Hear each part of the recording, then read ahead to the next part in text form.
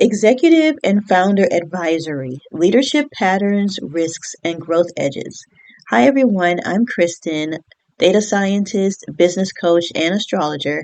And today we're talking about today's full moon in Leo, which describes a leader with strong initiating power, public ambition, intellectual clarity, and unconventional vision, paired with emotional tension, resistance to change, and inner conflict between logic, and feeling. The advice that I will talk about in this video translates into practical leadership guidance.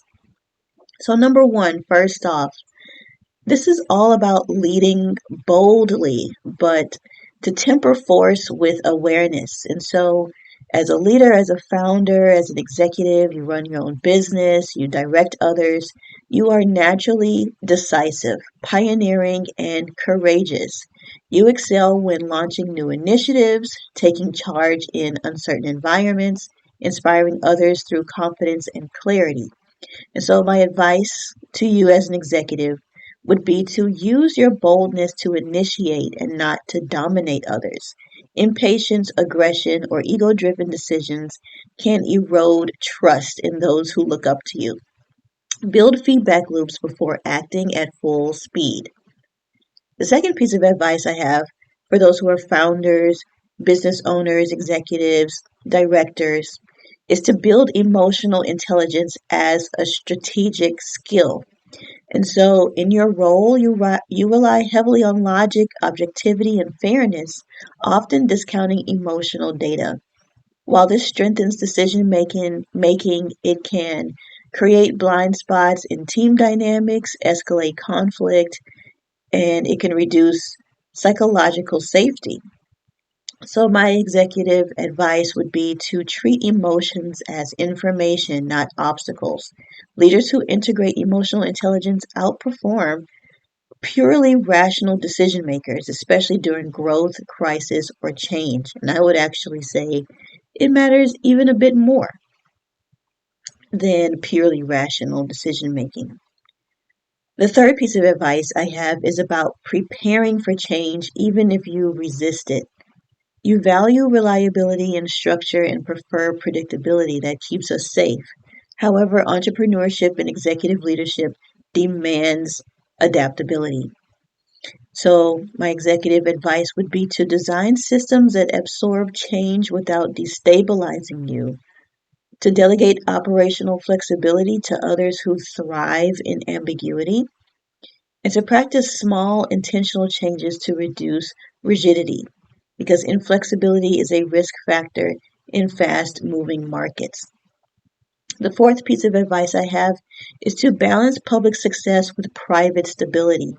You are oriented toward visibility, status, and public contribution. Your identity is strongly tied to achievement. My executive advice in this case would be public success should not come at the cost of personal relationships or internal balance. Burnout and relational breakdown are common risks when identity is overly fused with performance. The fifth piece of advice I have is to stabilize financial strategy amid emotional cycles. So you seek emotional security through material stability, yet experience financial fluctuation across life cycles. My executive advice would be to separate emotional reassurance from financial decision making, to build conservative reserves during high income periods, and to avoid reactive financial choices during uncertainty. Your long term financial trajectory improves when strategy overrides emotional urgency. The sixth piece of advice that I have is to resolve inner conflict to unlock execution power. Resolve inner conflict to unlock execution power. You experience tension when between logic versus intuition, independence versus connection, personal needs versus collective demands, and this can result in indecision or delayed action. My executive advice would be to establish a decision framework that integrates both data and intuition. I love being at the center of that um, mindset, of that consciousness. Leaders who reconcile internal conflict move faster, they act with clarity, and they inspire confidence in those, again, who look up to them. My seventh piece of advice would be to channel innovation without default rebellion.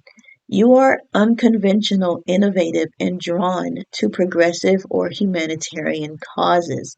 We are in Aquarius season right now. The sun is in Aquarius. You thrive in group driven missions and visionary environments. My executive advice would be that innovation is strongest when paired with discernment. Not every tradition needs to be challenged. Choose disruption strategically and not reflexively. The eighth piece of advice that I have is to use intensity as depth, not conflict. You are deeply affected by transformation, loss, and major life transitions. This gives you psychological depth and long term perspective. My executive advice is to channel intensity into strategic foresight, meaning driven leadership, and transformational vision. Avoid projecting internal tension into external conflict. Got to remember to leave things at home or leave things to be professional and not overly emotional or crisscrossing our emotions in the wrong places. And so the bottom line for founders and executives that I have for this full moon in Leo is that your greatest leadership evolution comes from your integration, not force. When you balance vision with practicality, logic with emotional intelligence, independence with collaboration, you become a high impact, trusted, and transformational leader, one capable of building organizations that endure, adapt, and serve at scale.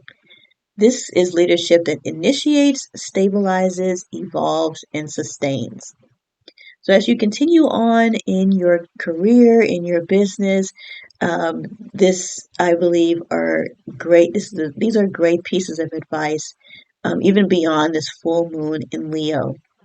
But these are such strong themes that I just had to share them with you, and I'm going to absolutely be implementing them myself.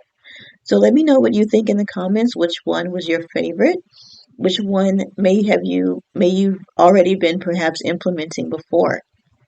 I will link below in the description box how you can work with me directly in your business or just identity work, identity and purpose work in entrepreneurship or just general in life.